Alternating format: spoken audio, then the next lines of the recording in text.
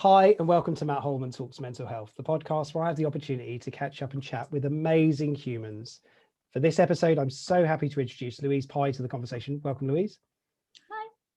From this point onwards, I'm going to refer to you as Lou. I know that's okay. That's acceptable for you. We did check before. As I always do in these introductions, just a very brief introduction from me. Lou and I have known each other for, gosh, I can't even think how many years now, but we know each other through family connections and mutual friends. And Lucy is somebody who is just an amazing human. You're going to hear that as she does her own introduction, talks about the things that she's been through, and just really inspires us through this conversation, this thought of mental health. So Lou, welcome. Please do a proper introduction to yourself. Tell everybody who you are and what you're up to. Okay. Hi. So yeah, I've known Matt a number of years through friends of friends and social media and the such, as we all are connected these days. Yep. So yeah, I'm first and foremost a mum. I work part-time. And I talk a lot about mental health on my Facebook page. I like to write. I think everyone who's watching this and knows me loves that knows I love to write, and it's my way of expressing how I'm feeling. And I get a lot of good feedback from that, from other people. And I talk a lot about mental health because it's obviously affected me. Maybe what I don't talk about very much is my own journey, I suppose. Mm-hmm. And I don't think I'm alone in this when we talk about mental health, but we don't really like to talk. And I know I don't like to talk about myself because I find I don't want to show my weakness and how it might be perceived as weakness. And I've mentioned this on my Facebook musings quite a lot, that it can be perceived as being a victim. Mm-hmm. And I find that quite hard to comprehend, that people might look at me differently if they know what I've been through. So I felt this was really important for me to do, not only for myself because I'm really nervous to do this and it's outside my comfort zone, but I think it's important that people know other people's journeys, and yep.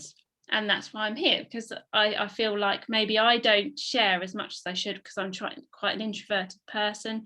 And although I talk a lot about mental health, not a lot of people know my actual story. Okay. So that's why I'm here. That's brilliant. And you know, I was so happy when you said you would do this podcast recording with me, because I know a bit of your story, of course, like everybody, you know, who reads what you write. But I don't know it all. And that's why I do this, is because I want people to hear and see the real people, you know, the real humans behind this. So thank you so much for saying that in your introduction as well. And and we're going to go into that now. So the big question then. So your journey with mental health, you define how that looks, you define what you say. And I'm just going to give you the opportunity to tell people your story. Okay, so in hindsight, when I look back, even upon my childhood, I can see that maybe I always was up and down. And I remember times in my childhood when, you know, it probably wasn't right. So I probably was on a roller coaster for, you know, my childhood and into my teenage years. I think my real journey started when I fell pregnant with Ollie. I didn't have any problems at all being pregnant. I loved being pregnant. Ollie was a much wanted baby. We couldn't be happier when we discovered I was pregnant. And yeah, I can't complain. I loved every aspect of it. The problems for me started when Ollie was born. He was very big. He was 10 pound 2 baby. Wow. And I didn't sleep. I had a C-section because obviously 10 pound 2 baby, I'm not exactly huge. So I had a C-section and I didn't sleep for 3 days after he was born. Adrenaline, whatever I put it down to, she started having a few hallucinations because I was just so exhausted. Yeah. Took Ollie home, everything was fine. Within a week, we kind of thought something's not quite right here. And he wouldn't stop crying, which isn't uncommon for a newborn. But it was relentless. It wasn't like we could console him at all. And it got to the point where we actually had to go back to the hospital. And this was a cycle that continued for a good few months, in that we kept going back to the hospital because he couldn't stop. He was just distressed the whole time. And it, cut long story short, it turned out he had severe reflux. And in the end, it turned out he had to have a special medication to stop any acid forming in his stomach at all. So obviously we were extremely relieved when that got diagnosed. We started him on the medication, and thankfully things settled down. But in amongst all this happening, I put it down to this problem that we had, that it was Ollie's reflux. I wasn't getting any sleep at all. I couldn't function. And it was all stuff that I put down to, well, this is what happens when you have a newborn. Right. This is normal. You're not coping with it, but that's normal, right? And it wasn't until I was I remember being in tears round at my mum's house and watching my mum hold Ollie. And I just watched her, and I couldn't contain myself. And I was like, why can't I love him the way that everyone else seems to be able to? And again, ignored it, carried on, as you do, you just bumble along, don't you? And I just kept having all these awful feelings. I couldn't cope. I wasn't good enough. I kept having to get help from the grandparents because I couldn't do this. He deserves better than me. I'm not doing it right. I can't do anything right. He's not doing what he should be doing. And it was just a constant, it was just a black cloud, a constant black cloud over my head, and it wouldn't shift. But again, me being me and being pig-headed and stubborn, and I'm fine, I'll deal with it, it will come together in the end, it will be fine, it's just a blip, I've just got to get over this, it will work. And this continued for about a year. And it wasn't until the point that things then started to shift in quite a dark way for me, right. In that instead of just feeling useless and feeling like Ollie deserved better than me, I started to have these really, really scary thoughts. Right. And it started sort of, if I was holding Ollie and I'd walk past, if I was upstairs and I'd walk past the stairway, I would have this fleeting thought in my head, what if I dropped him and he went down the stairs? And it scared me, and I didn't really know what this thought was. So again, it's one of those things, and then these thoughts kept coming, and everywhere that I was, there was this horrific thoughts of, if I was in the kitchen, what if something happened in the kitchen? What if I wasn't careful enough? And everywhere, what if I dropped him? What if I fell into the road? And it was an absolute constant nightmare of what I now see was total anxiety in my head that I couldn't escape. And every day I would wake up and it would just be, how am I going to do this today? How am I going to control these thoughts that keep popping into my head? Yeah. And I tried everything. I tried, just as soon as they were there, try to think of something different, distract yourself. But it seemed the more I tried to distract myself, the more these things kept happening, and I was just like, what is going on? And of course, the thing that scared me the most is I felt completely trapped, because in my head, what was happening was I'm becoming mental.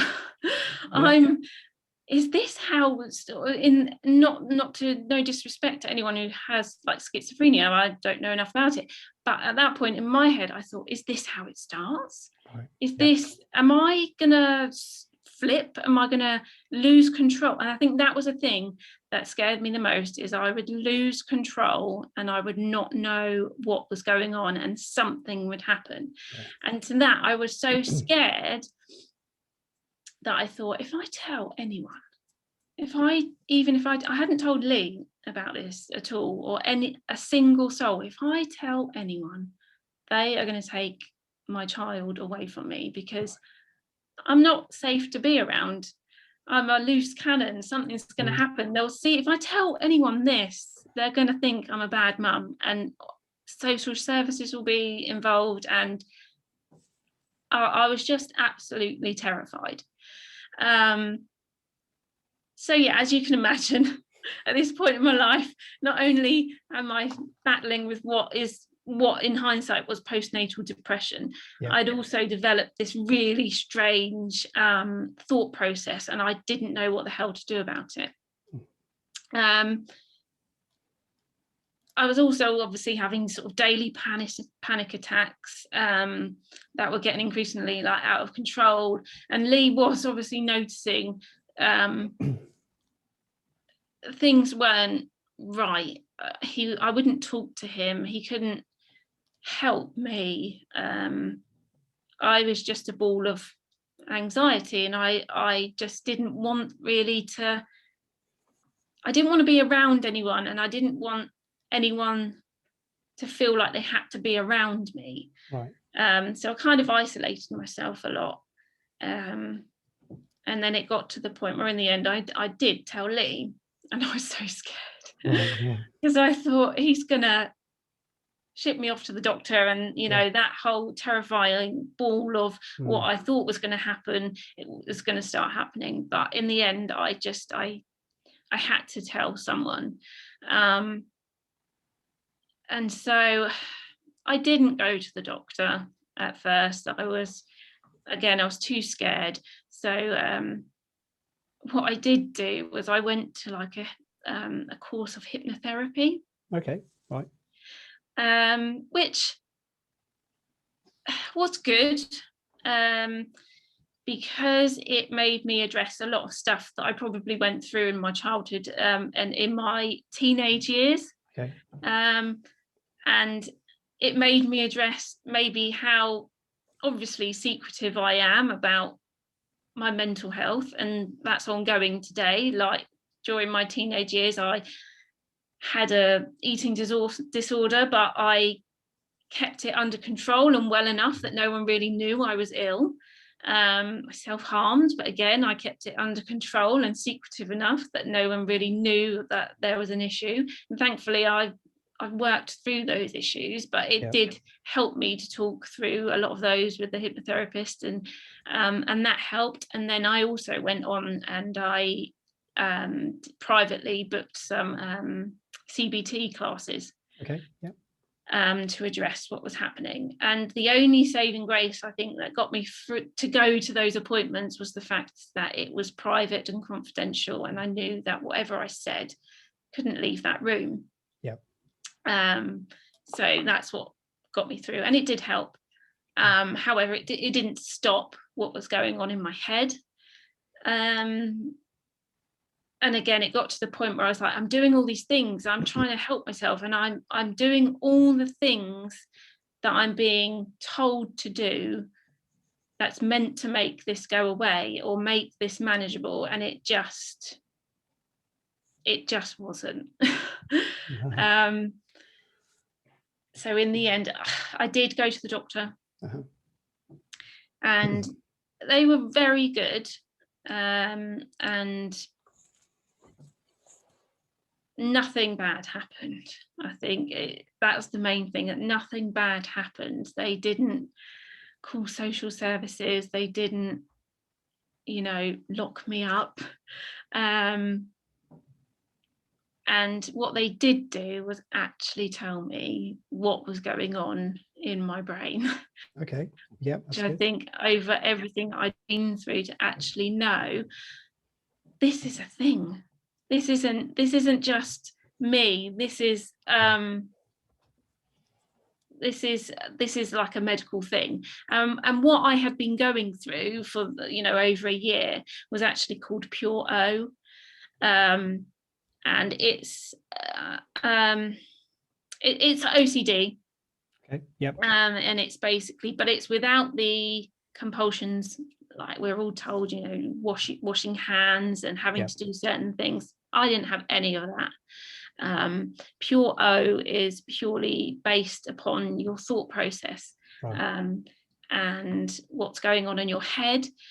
And it's an anxiety based thing where I had an awful thought in my head, and immediately, because that thought was based around my child, I was absolutely repulsed and scared by it. And because of that, I then could not stop thinking about what I just thought about could happen. So it's a vicious cycle of, oh my God, I've just thought the worst thing in the world that could happen. Yeah. Why did I think that? This must be something that I'm going to do. And then it creates a vicious cycle of, but why did I think that? And then I'd go round again, but I thought it, but why did I think that? And it just goes round and round and round again. Right. So that really helped to know that it was a medical diagnosis for it. And I was prescribed Prozac. Okay. Which, again, going from the mental state I was in at that time, that scared the living daylights out of me. Not only have I got to deal with this thing that's going on in my brain, but then I've also being told to take this medication. Of course, I went home and I Googled it, and I came across every single thing that could possibly happen when you're taking these tablets. I put them to side for 6 months, and again, I was like, no, I can't do it. I'm not taking anything. I'll deal with this. I can get through this. But really, I couldn't. And it was about 6 months after that appointment with the doctor that I took my first Prozac tablet. Yep. And it wasn't a magic pill, and it didn't make it all go away. And it was, I'd say, a good 6 weeks of just, right, take it, see what happens. And nothing bad happened in those 6 weeks. I just didn't feel any different. Yeah. And it wasn't until the 6 week-ish mark that I remember it, and I don't think I'll ever forget it, that I took Ollie out for a walk in his buggy. And for the very, very first time since he was born, I remember thinking, today is going to be quite a good day. Today feels different.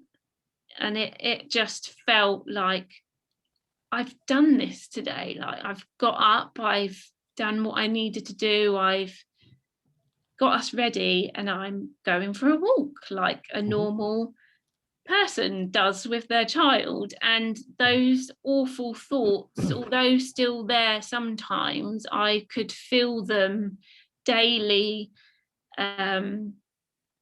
dissipating.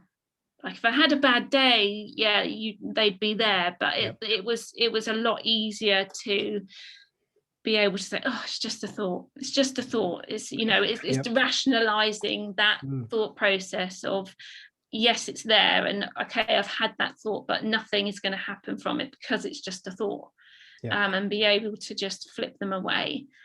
And from that point on, things got better. And I was on Prozac then until we obviously decided to have Chloe. Yep. And I stayed on Prozac and throughout my pregnancy up until the 3rd trimester, because I was obviously in contact with my doctor, and that's when they said, you know, if there's going to be any pass on, which they didn't think happened, but if there's going to be any pass on to the child, it would be in the 3rd trimester. So I stopped the Prozac then, which was also very scary, because I was like, yeah, of course. I stopped this, and what if it all comes back? Like, maybe this is my magic pill kind of thing. But it was fine, and I had Chloe, and I didn't go back on it straight away. But I'd say within 3 months of having Chloe, this time round, I wasn't getting any thoughts, thankfully. But I noticed the signs of slipping, and this isn't normal behavior, and feeling those feelings that came up with Ollie that I brushed aside before. This time I was like, no, I'm not going down that dark path again. And I made the decision then to start retaking my Prozac. And I actually have stayed on Prozac up until a year ago. Just generally with the ups and downs of being a mum and having 2 young children, and in hindsight doing a lot of soul searching about my past and what I went through as a teenager, and knowing that I've probably been on this roller coaster a long time before I realized I was actually on it.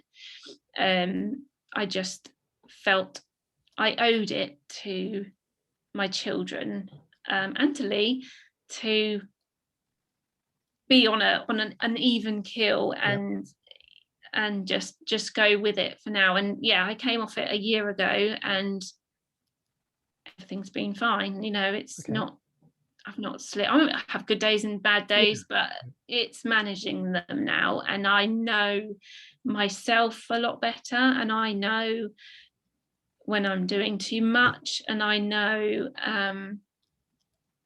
the signs, and I know what I need to do to get myself out of them.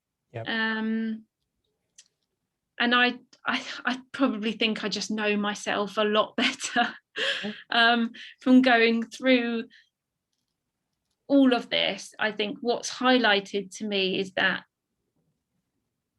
I think journey is a good word. I think journey is a brilliant way to describe it, because I see it as that I'm not the same person I was before I had Ollie. And I think it's really made me realize that no one is exempt from this. I think you get these things in your life that happen. And I don't think a strong will or a strong mindset has anything to do with it. I think if you're going to be knocked down and the chemicals in your brain don't function the way that they should, there is nothing you can do to run and hide from it. And I think that's the main journey for me, is that learning that it's a mentality of, yes, it is a mental illness, but there is far more evidence behind it to show that it's a physical brain impairment, where the chemicals are not right in my brain at that time, to be able to function like I was functioning. And I think that's a huge thing that people need to understand, is that if you go to the doctor for a broken arm, he'll fix it. If you go to the doctor and he prescribes you Prozac, not sure I want to do that. And it's a different mindset, and it really shouldn't be that way. Wow. So thank you so much on behalf of me and everybody listening, and everybody that you've just told an amazing story, Lou. You really have. you know, there's so many parts to it. I wish we had about 2 hours for this, because we could just ask so many questions around it. What I think is the most amazing thing, of course, is your acceptance of what you've been through, and recognizing when things change that you might need to address them, which I think is such a relevant point. You've made so many important messages in there. I'm sure people will pick that apart in the, they'll pick this piece up and go, oh my God, I should have done this sooner, or I should have, recognized this sign. And the challenge we have, and I think I don't want to put words in your mouth, is when you're going through it, you don't think that way. You really don't have that rational thought of, well, if I tell somebody it'll be all right. You're always thinking negatively, aren't you? And the anxiety, like you say, with Pure O, it really is very intrusive. There's no escaping it. You can't just sort of switch it off with a, oh yeah, it'll be fine, which is one of the biggest stigmas we have around mental health issues, is, using these thoughts of, oh, you'll be fine, it'll be okay, take a couple of happy pills and, cheer up, you'll be all right. Oh my gosh, honestly, I just love your story. I love what you've said, and it doesn't make you, it makes you a better person for saying that out loud. It really does. Well, I think it's important, because I think what I didn't add was, when I was really going through it, I think the one thing that I was desperate for was to know that I wasn't the only one, that there must be, surely there's someone out there who's going through what I'm going through. And I remember there was I stumbled across one TV show, I think it was on Discovery Channel. A woman did have a similar experience to what I was feeling, and I recorded it, and I must have watched that episode, I couldn't tell you how many times, right, because it just made me feel like I was just that little bit less alone. And that is my reason for doing this, because I thought, I went through this and this is my journey, but if there is another person who is out there feeling what I was feeling and didn't know what was happening and didn't know what all these things were they were feeling, if they could see this and know that, oh my God, there's someone out there that's been through it and hopefully come through the other side, it might help someone. And I think that's why I needed to actually not just touch on mental health, but I think my story is not very well known, and I don't know anyone else personally who's been through this. So if I can help just one person, then that's why I needed to do it.